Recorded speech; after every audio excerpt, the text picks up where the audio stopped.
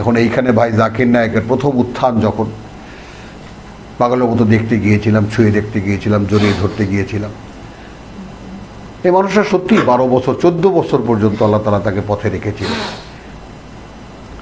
এরপরে ধর্মীয় গোষ্ঠীর পাল্লায় পড়ে শেষ হয়ে গেল। তো সত্যিকার একটা মানুষ যেটা কিতাব নিয়ে দাঁড়িয়েছিল, এবং হিন্দুরা বড় বড় ধর্মগুরু তারা বলছিল বেটা আমরা তোমার পেছনে আছি, আমাদেরও যে ধর্মগ্রন্থ আছে এটা তো আমরাও জানতাম না, তুমি তো আমাদেরকে একটা বিরাট মুক্তি দিয়েছো যে আমাদেরও ধর্মগ্রন্থ আছে। কত টাকা লাগে তোমার মারওয়ারিরা? জাকির নায়েকের উত্থানের মূল ভিত্তি তো মারওয়ারিরা, মুসলমানদের কোনো ইয়ে নেই, সে শুধু শত্রুতাই করেছে মুসলমানরা পায়ে পায়ে। হ্যাঁ, শেষ পর্যন্ত যেই এই মুসলিম কমিউনিটির মধ্যে ঢুকতে চাইলো ধ্বংস করে আল্লাহ তাআলা একদম সম্পূর্ণ ছুঁড়ে ফেলে দিলেন। যা, তোর আর দরকারই নেই এখানে, তুই হুজুর হইতে গেছিস, হুজুরের কি অভাব আছে এই বাজারে? সারা দুনিয়া কাঁপিয়ে দিয়েছিল সে, শুধু তাওহীদ নিয়ে দাঁড়িয়েছিল, কোরআন নিয়ে দাঁড়িয়েছিল। এই দৃষ্টান্ত আমি বারবার বলি কেন, তোমরাও মনে রেখো।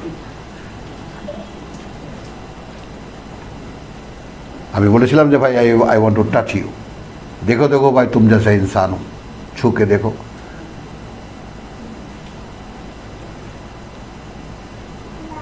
তো বড় আফসোস লাগে যে এই মানুষটা আল্লাহ তাআলা, তো সে তোমার একদম রিজেক্টেড, টোটালি বাদ, টোটালি বাদ।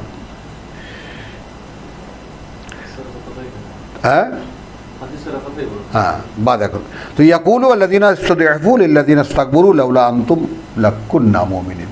তো এই ভাই জাকির নায়েকের কথা তুলেছিলাম, সেই বিশ্বব্যাপী একটা কথা ভারতব্যাপী খুব জনপ্রিয় করে তুলেছিল, কথা বুঝছো? এবং আর একটা ব্যাপার, যারা আমরা মনে করো 70 থেকে নিয়ে বা পাকিস্তানে আমলে 65 66তেও আমি কলকাতা গেছি, তো ইন্ডিয়া গেছি, তো এই যে ব্যাপারটা একটু খেয়াল করো, ইন্ডিয়া যাতায়াতটা আমার একটা ভিন্ন কারণও ছিল। তো সেই জন্যে মানে সেখানকার মুসলিমদের চলন ছিল এইরকম, মাথাটা নত হওয়া, যেহেতু বৃহত্তর সমাজ হিন্দু, কোনো মহল্লায় মহল্লায় হয়তো কেউ কেউ মাস্তানি করতো ইত্যাদি, সেটা মুসলিম কমিউনিটির মধ্যে আমভাবে না। কিন্তু জাকির নায়েকের উত্থান মুসলমানদেরকে এইভাবে বুক চিটিয়ে দাঁড় করিয়ে দিয়েছিল। এবং আমি হ্যাভ সিন মাই ওন আইস, দিল্লি বলো, বোম্বে বলো, কলকাতা বলো, সব জায়গায় সে এক চরম উত্থান মুসলিম কমিউনিটির, নতুন এক প্রকাশ তাদের ধ্বংস করে দিয়েছে সব, শুধুই ধর্মীয় চেতনা।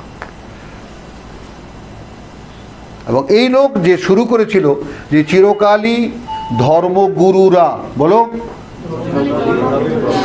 ধর্মগ্রন্থ থেকে মানুষকে আলাদা করে রেখেছে।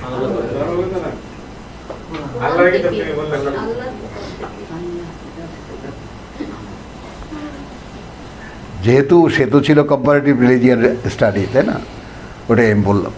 তো ধর্মগ্রন্থ হোক না, আমাদের ক্রমে ধর্ম, আচ্ছা মানো, এই ধর্মই মানো, কোরআনকে ধর্মগ্রন্থ মানা বা করো, কোরআনে তো লেখা আছে পুরো ধর্ম আছে, টোটাল মানব ধর্ম লেখা আছে, মানো এটাকে।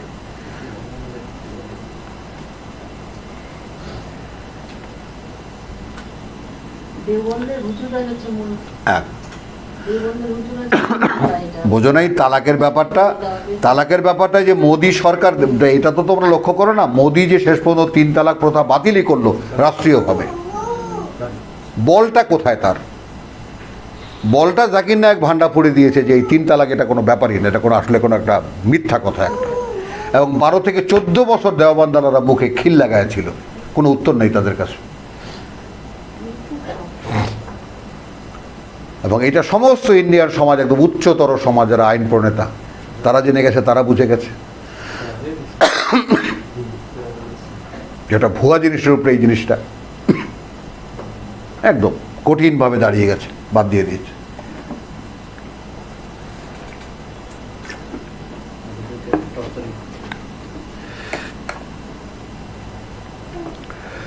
তাহলে তোমরা যদি না থাকতা তাহলে আমরা বিশ্বাসী হতাম।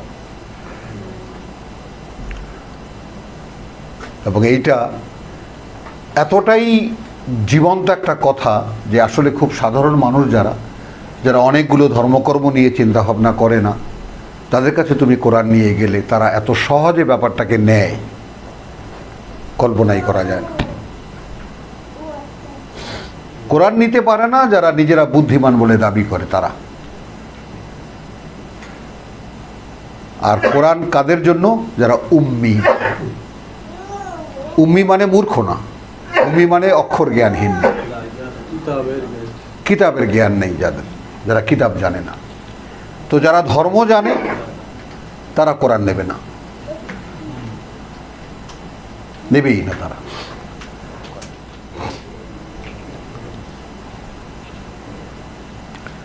তো দেখো, একদিন দাঁড়াবো আমরা সকলে আল্লাহর সামনে। সেদিন যারা ধর্মগুরু ছিল তাদেরকে আমরা বলবো যে তোমরা না থাকলে আমরা ঠিকই বিশ্বাসী হতাম। এই কথাটাকে 2-3 বার রিপিট করার কারণ হলো সাধারণের মধ্যে সারা পৃথিবীর সাধারণ মানুষের দিকে তাকিয়ে দেখো, ঠিক ধর্ম সম্পর্কিত খুব একটা অবগতি তাদের নাই। ঠিক এমত অবস্থায় যদি ঠিক কোরআনের বার্তাগুলোকে বার্তার মতো করে গিয়ে তাদের কাছে পৌঁছানো যায়, খুব গুরুগম্ভীরভাবে নয়। কোরআনের প্রেজেন্টেশন কিন্তু খুব সহজ, এটা কি খেয়াল করেছো তোমরা? কোরআনের প্রেজেন্টেশন কিন্তু কোনো গুরুগম্ভীর নয়, ভারী নয়, একেবারে প্রাঞ্জল, খুব সহজ।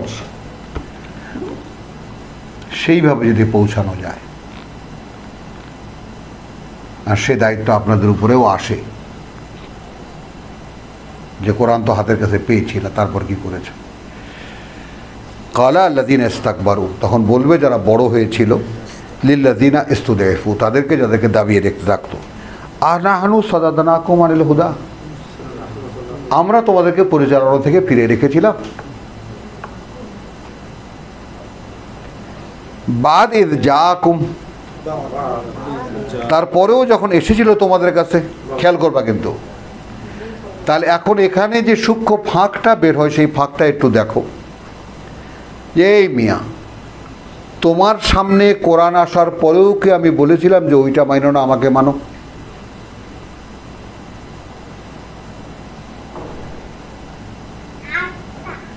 এই সাক্ষী কেউ দিতে পারবে না। তোমার কাছে কোরআন আসার পরেও কি বলেছিলাম আমাকে মানো? তোমার কাছে তো বুঝেও এসেছিল, তুমিও বুঝেছিলে যে কোরআন সত্য। 13 বছর পরে আমি যখন একটা জায়গা থেকে চলে আসতেছি, এটা 13 বছর পর্যন্ত সেখানে আমি প্রত্যেক বছর 13 দিন 14 দিন লাগাতার আমি কোরআন পড়ে শোনাতাম। তো সেখান থেকে আমি বিদায় নিয়ে যখন আসছি, ভাই আমি ক্ষমা চাই আপনাদের কাছে, আমি আর আসবো না, কারণ এখন আমার নতুন মাঠ তৈরি করতে হবে, সেখানে আমাকে এই সময় দিতে হবে।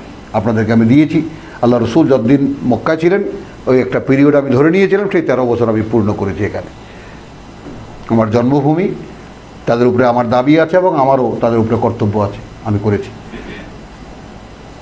তো আসার সময় কিছু জেলে আমার হাত ধরে ঝুলে পড়েছে, আপনি এই কসম তুলে নেন, আপনি কেন আসবেন না, আমরা আপনার কথা বুঝি। আমার এই দুটো ভাই আছে এখানে, আমি দেখে তো অবাক হয়ে যাই যে আসে, এনারা প্রফেশনে টাইলস মিস্ত্রি, এরা বোঝে কোরআনের কথা, আপনারা বুঝবেন না, কারণ আপনাদের মাথার মধ্যে জিলিপি আছে, জিলিপি পর্যন্ত সব কিছু 2.5 প্যাচের পরে ঢোকে। আবার কারো কারো মাথার মধ্যে আমির্তি আছে, আমির্তি দেখে জেনেছ, অনেক প্যাচের। তা আমরা বুঝি অনেক বোঝার পরে, বুঝেছ? তো এই জন্যে এদের জন্য এই কোরআন নয়। তো তারা বলবে তোমরা না থাকলে আমরা ঠিকই বিশ্বাসী হতাম। আর তারা বলবে এই মিয়া, যখন আসছিল তখন আমরা মানা করছিলাম।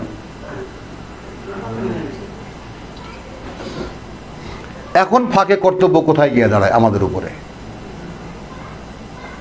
তোমরা যারা কোরআন পেয়েছিলে, কোরআন পাওয়ার পরেও কি বসেছিলে ঘরে? হ্যাঁ, তোমাদের ভাই কিন্তু বসে থাকেনি, আমি কিন্তু বসে থাকিনি। ছুটেছি একদম এই বাংলার এই বার থেকে ও মাথা থেকে এ মাথা পর্যন্ত। যেখানে সম্ভাবনা দেখেছি দাঁড় করিয়েছি, হাত দিয়েছি। একজন মানুষ বলেছে ভাই আমি শুনবো, আচ্ছা ভাই তোমাকে শোনাবো, বসো।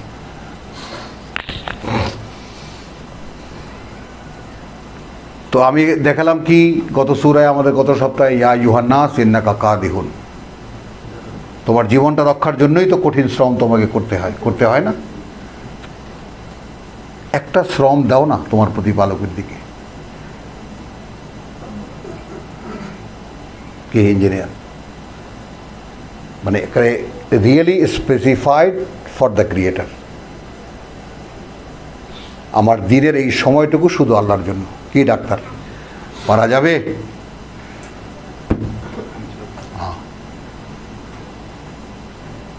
কি করে, মানে তোমার দিকে যে তিনি তাকাবেন, কি কারণে তাকাবেন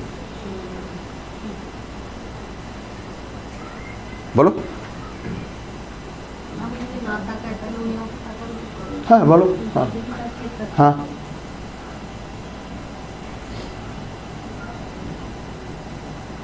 এখন সারা পৃথিবীর পশু পাখির দিকে তুমি তাকাও, তারা তার দিকে তাকানো। হয়তো সারাদিন ঘুরিয়েছেন, কোথাও কিছু জোটেনি, সন্ধ্যাবেলা মুখের কাছে খাবার, পেটটা ভরে ডানা ঝাপটে গিয়ে আরামে ঘুমায়, কারণ তারা তার দিকে তাকানো। আর আমাদের তো তার জিজ্ঞাসাই করতে হয় না। আমরা কামাই করি, আমরা বাজারে যাই, আমরা নিয়ে আসি, আমরা রান্না করি, তাই না? আমার বউ রান্না করে, আমি খাই, কত রকম রকম রান্না করে। কোথায় আল্লাহ? আল্লাহ কি বলে তোমাদেরকে আকাশ থেকে পৃথিবী থেকে খাবার কে দেয়, জীবিকা কে দেয়? তো এই খাবারগুলো আকাশ থেকে পৃথিবীতে, মানুষের মতো ইন্টেলিজেন্স যদি খুঁজে বার করতে না পারে ফুডটা আসে কোত্থেকে, তাহলে তারা কতটা অন্ধ।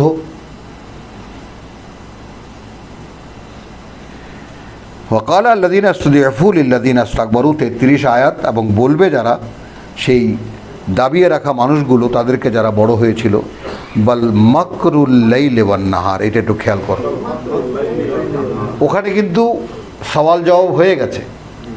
একবার জবাব হয়েছে কি, যে তোমরা যদি না থাকতে বিশ্বাসী হতাম। তো যারা হুজুর তারা বলবে যে এই মিয়া, তোমার কাছে সত্য আসার পরে আমি কি বাধা দিয়েছিলাম? তুমি তো আমার কাছে এটাও বলছে যে ওইটা ভালোও লাগে, সেটা বুঝ, ওইটা সত্যি কথা। কিন্তু হ্যাঁ, এরকম মানুষ আমি দেখেছি, শত শত মানুষ আমি দেখেছি। আমার বাড়িতে এসে গড়া তো উঠানে এসে কান্নাকাটি করতো যে ভাই আমাদের কি হবে। ওয়াহিদুজ্জামানের সবাই যে যাবে, সে গ্রাম থেকে সমাজচ্যুত, বাদ, জুমায় আসতে পারবে না। গ্রামকে গ্রাম, 4টা থানা জুড়ে, আর তারা আসতে হাউমাউ করে কান্নাকাটি করতো, মেয়েদের বিয়ে হবে না, আমরা মরলে জানাজা হবে না। দেখোনি তোমরা এগুলা? হ্যাঁ হ্যাঁ, বলে তুমি তখন বলবা যে বেটা কাউয়া চিল আছে, উত্তরটা দেবা মুখের উপরে। তোদের সাক্ষী নিয়ে পৃথিবীতে মাটির তলায় যাওয়ার আগে কাউয়া চিলকে দেহটাকে দিয়ে যাব।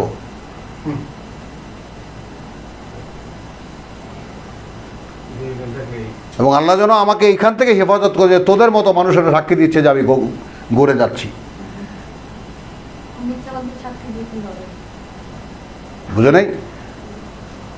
মুখের উপরে বলে দেবা একেবারে।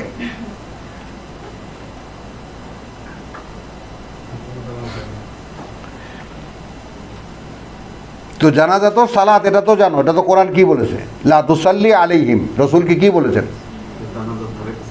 জানাজা কোথায় আসো, জানাজা আইনও না, ওখানে নামাজ আইনই না।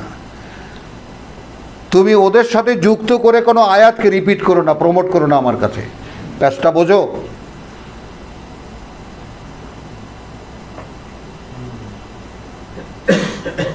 পেশতাবো সালাত কি আয়াতের তেলাওয়াতই তো, আর নাকি আর কিছু বলবা? মানে এই নামাজ হোক আর সেই নামাজই হোক, যে নামাজই হোক, কাজটা কি তাহলে? কারণ যাদের সঙ্গে কোনো আয়াতের সম্পর্ক ছিল না তাদেরকে তুমি প্রমোট করতে আসবে কেন আমার আয়াত দিয়া? তাহলে এই দেশ তো এই হুজুর বা এগুলো যেগুলো এই কোরআনে যাদেরকে অভিশপ্তদেরকে বলা হয়েছে, এরা তো 500 টাকা দিলে এরা ওই কমিউনিস্টের বাড়ি গিয়েও সারা জীবন যাকে আল্লাহকে মানে নেই কটাক্ষ করেছে তাদেরও গিয়ে সাক্ষী দিয়ে আসবে, জানাজা পড়ে আসবে। পড়াবে না?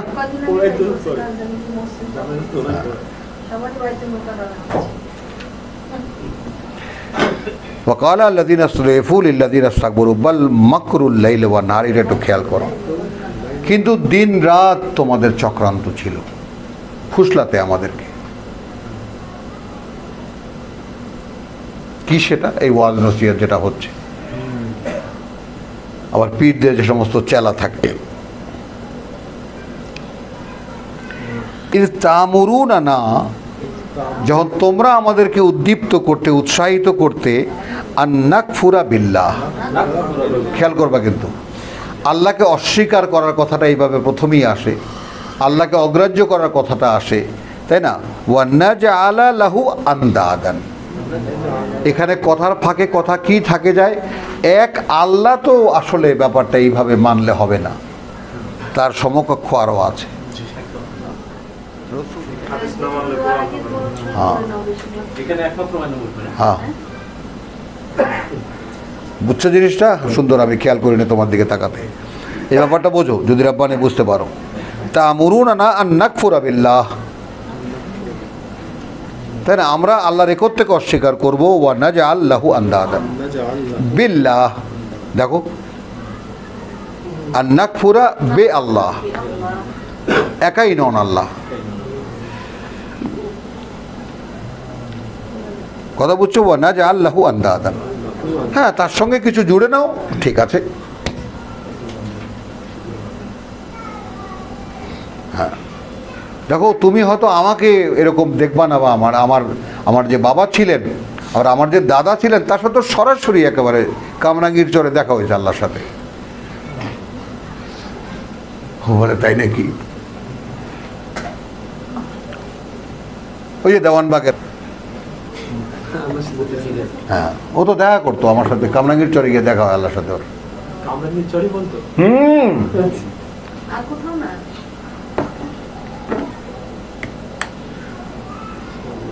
পত্রিকায় দেখো নাই তুমি? এ তো পত্রিকার কথা, আর কি আমার কথা নাকি?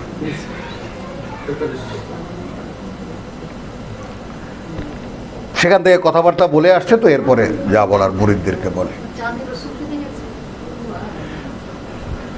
সে তো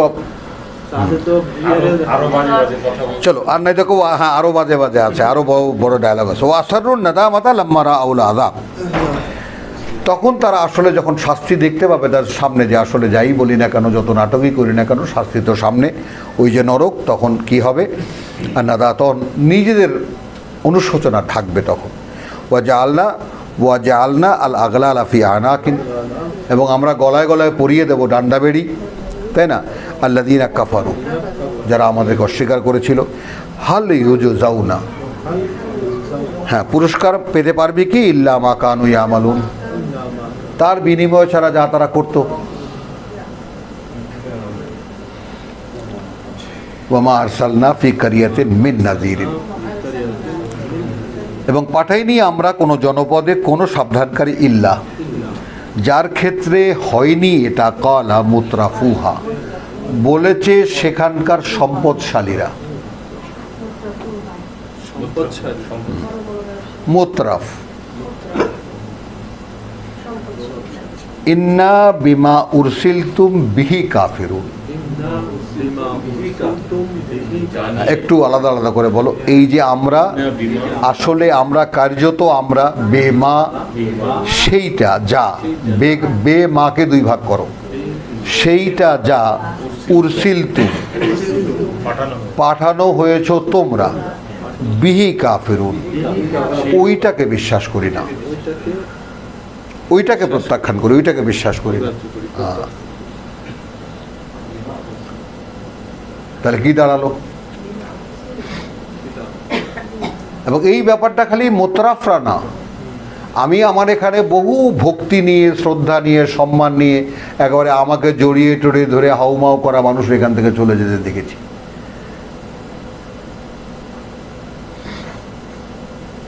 কারণ বিষয়টা তোমাদের কাছে আবারও খুলে বলি, Quran is a responsibility, this is not a pleasure reading. কোনো পাঠ্য নয় এমন যেটা বললাম আর ভালো লাগলো, এটা নয়। কারণ ধর্মীয় চেতনার মধ্যে যখন খুব সংকটে পড়বা, বসে বসে কু কু করে পড়বা কোরআন। কোরআনের ভূমিকা তো আমাদের দেশেই, আমাদের জাতিতেও এই। মনে অনেক দুঃখ, মনে অনেক হতাশা, কোনো একটা কিছু পাইতে হবে তো একটু কোরআন পড়ো, বহুত সওয়াব হবে। ওয়াইল কোরআন ইজ এ রেসপন্সিবিলিটি, তার দায়িত্ব তোমার নিজেকে তৈরি করার, তোমার পরিবার তৈরি করার, সমাজ তৈরি করার। এটা কে দেবে ভাই বলেন? সবার কথা বাদ দাও, পরিবারের কথাও বাদ দাও, তুমি কি তোমাকে বদলাতে নেবা এই কিতাব? দেখি তো ভাই আমাকে কিভাবে বানাতে হয়, নেবা? নেবা না, বলেন ভাই। আমার তো ব্যাপারটা জানাই ছিল না যে আমাকেই বদলাতে হচ্ছে।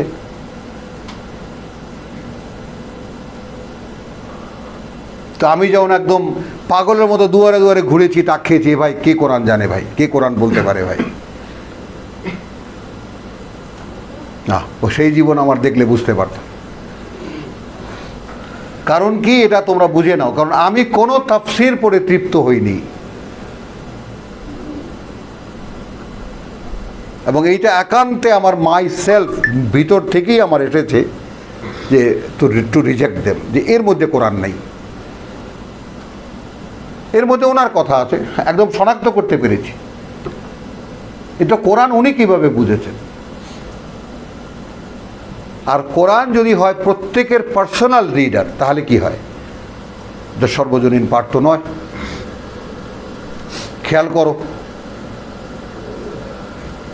each and everyone, every individual will get his knowledge from this book.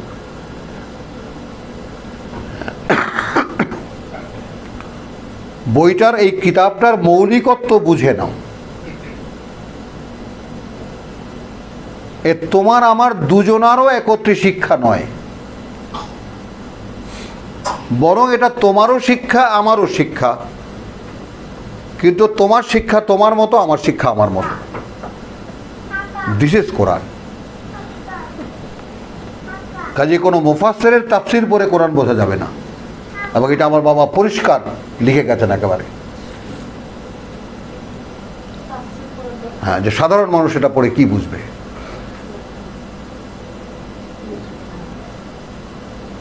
তো এই ব্যাপারটাও কোরআনের ক্ষেত্রে আল্লাহ তাআলা আমাদেরকে তৌফিক দিয়েছেন, স্পষ্ট করে পড়ার তৌফিক। একটু খেয়াল করো কি কি দিয়েছেন আমাদেরকে আল্লাহ। স্পষ্ট করে আরবিতে পড়া, স্পষ্ট করে সাথে সাথে বাংলাটাকে পুনরাবৃত্তি মানে আবৃত্তি করা, এগুলো তো দিয়েছেন তিনি আমাদেরকে, দেননি? বলো, দেননি? আমরা এই দেশে আমাদের এই হাহাকারের মধ্যে আমরা শুনতে তো পাই একটা জায়গায়, আমরা সে কথাগুলো শুনে বুঝতে তো পারি। এরপরে আমি কোথায় থাকি স্যার? কোথায় থাকি এরপরে? আমি, আমার অনেক কাজ থাকে না তারপরে দুনিয়ার?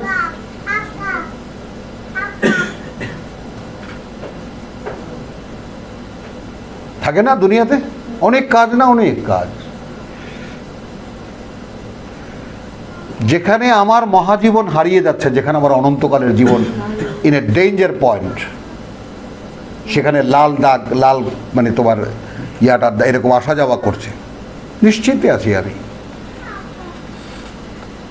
যেখানে আমার কাছে একটা সেকেন্ড টাইম নাই, একটা সেকেন্ড টাইম নাই টু স্পেন্ড হিয়ার। এই পৃথিবীতে ব্যয় করার মতো একটা সেকেন্ড নাই আমার কাছে। অবলীলায় ঘুরে বেড়াচ্ছি। এই বাস্তবতা তোমাদের সামনে রাখলাম। আমার কাজ যতটুকু আল্লাহ তাআলা আমাকে দিয়েছেন তোমাদেরকে দেওয়া, তোমাদেরকে বুঝিয়ে বলা আমার দায়িত্ব না, সেটা আল্লাহর কাছে। আল্লাহর কাছে যদি বুঝ নিতে পারো তাহলে অ্যাপ দেখিয়েছে না, হাত্তা লা তাজাল বিল কোরআন হাত্তা ইউকদা ইলাইকা ওয়াহয়ুহু। আমি তোমাদেরকে আবৃত্তি করব, পড়বো, জোরে পড়বো, জোরে পড়াবো, শোনাবো, কিন্তু বুঝ আসবে উপর থেকে। হ্যাঁ, ইউকদা ইলাইকা ওয়াহয়ুহু, ওয়াহয়ুহু, ওয়াহি এর।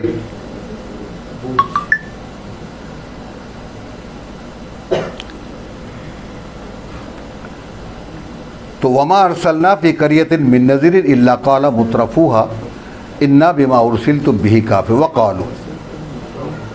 এখন এখানে মুতরাফ যারা, আমার বন্ধু বান্ধব মেলা আছে, 1000, 2000, 5000 কোটি টাকার মালিক যারা, তো তারা বলে যে তুই এগুলো কী কস, আল্লাহর রহমত ছাড়া এই টাকা আল্লাহ আমারে দিতে পারে? Deep understanding, deep feelings. তো খুব ঘনিষ্ঠ যে তাকে বলেছি, দেখ এটা গজব তোর উপরে, আমার কথা তোর ভালো লাগবে না আমি জানি, তারপরেও আমার দায়িত্ব বলে গেলাম।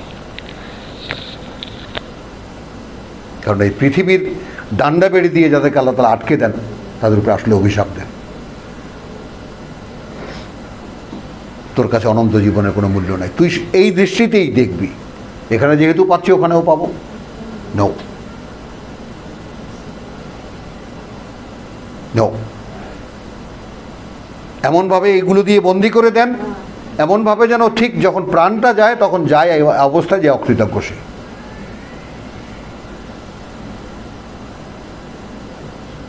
দেখো ভাই, এ এক অপার করুণা আল্লাহর, দুটো ঘরের মধ্যে এইভাবে আল্লাহ তাআলার কোরআন নিয়ে কথা বলতে পারা। যে সৌভাগ্যবান হবা, যে গ্রহণ করবা, যে এইভাবে নেবা।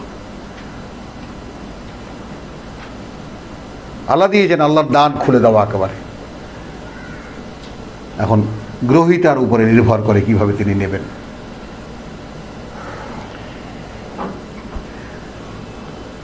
তো এখন তারা বলে, যারা মুতরাফ যারা, তারা বলে ক্বালু নাহনু আকসারু আমওয়ালান ওয়া আওলাদান, ভাই আমাদের সহায় সম্পদ, সন্তান সন্ততি তো প্রচুর। ওয়ামা নাহনু বিমুআযযিবিন, কি বলো তুমি, আমরা শাস্তি পেতে যাব কেন?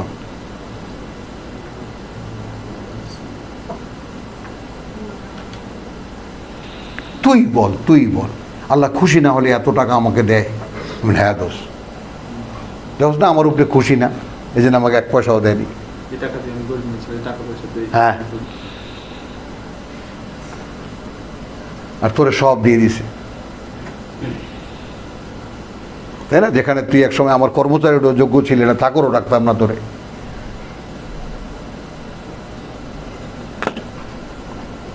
কথা বুঝছো তো? এই যে মুতরাফ যারা, তাদের প্রাপ্তিটা এইরকম, তারা প্রাপ্তি পেয়ে মনে করে যে ইহকাল পরকাল দুটোই তারা পেয়ে গেছে। একটু বোঝো ভাই কথাটা, এটা কারো বিরুদ্ধে আমরা বলছি না, যেহেতু আমাদেরকেও এরকম দশা ফেস করতে হতে পারে। আল্লাহ তাআলা দিয়ে আমাদেরকে বন্ধ করে দেবেন ওপারের রাস্তা। কি বলেছি? দিয়ে ওপারের রাস্তা বন্ধ করে দেবেন, নেবেন সেটা?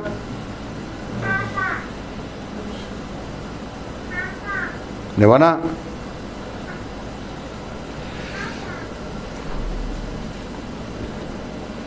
ওয়াকালু নাহনু আকসারু আমওয়ালান ওয়া আওলাদান ওয়ামা নাহনু বিমুআযযিবিন, আমরা ভাই দেখো তুমি যতই বলো আমরা শাস্তি পেতে যাচ্ছি না,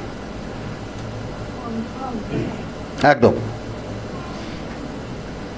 আর না হলে ওই টাকার সাগরের মধ্যে কিভাবে একটা মানুষ নিঃশ্বাস নেয় তুমি ভাবো তো।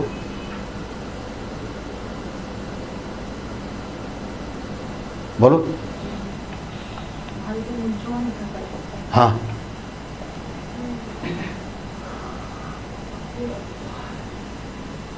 কুল ইন্না রাব্বি, এখন আমার কি বক্তব্য? দেখো, আমার প্রতিপালক যিনি, ইয়াবসুতুর রিজকা লিমান ইয়াশা, বাড়িয়ে দেন, প্রশস্ত করে দেন জীবিকা তার জন্য যে চায়, আবার জীবিকা তার জন্য যাকে তিনি চান। এইটা ওয়ান ওয়ে ট্রাফিক, কেউ চাইলেই তার জীবিকা বাড়াতে পারে না, এটা উপর থেকে আসে। ওয়া ইয়াকদিরু, এই কথাটা সব জায়গায় কোরআনে এটা একটা পরিভাষার মতো। আল্লাহু ইয়াবসুতু রিজকা লিমান ইয়াশা ওয়া ইয়াকদিরু, সব জায়গায় এইভাবেই আছে। তো এখন এর মধ্যে আপনাকে যুক্ত করে নিতে হবে, যেমন আমাকে যতটুকু প্রয়োজন অতটুকু যে দিচ্ছেন, এইটা কাদির। আমি এটার তর্জমা করি প্রয়োজন পরিমাণ। তো আল্লাহ কারো কারো ক্ষেত্রে বিরাট করে দেন জীবিকা, আর বাদবাকি প্রয়োজন পরিমাণ, যার উপরে পৃথিবীর অধিকাংশ মানুষ প্রয়োজন পরিমাণ। ওয়ালাকিন আকসারান নাস লা ইয়ালামুন, 1:28 গেল ওয়ালাকিন আকসারান নাস লা ইয়ালামুন, রাসূল এবং রিসালাতের কথা। এবার জীবিকার কথা আসলো।